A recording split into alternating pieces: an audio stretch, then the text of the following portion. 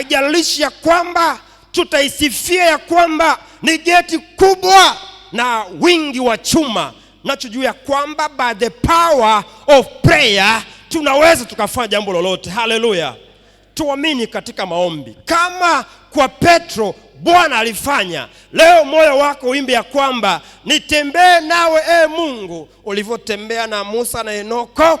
Now is my time. Kama ulitembea na Mama White, basi huu ni wakati wetu sasa. Ulitembea na Petro gerezani, leo tukapate kutembea naye. Wajapoweka mitego ya miguu 1000, wewe acha weke bilioni 800, acha waweke dhoruba, acha wakufanyie uganga, acha. Kwa vijana wanasema ya kwamba wewe naijua siku yangu inayokuja, nitaomba, sijikompei na mtu yoyote, nitaomba na kuomba kwa sababu yupo Mungu aliye mbinguni.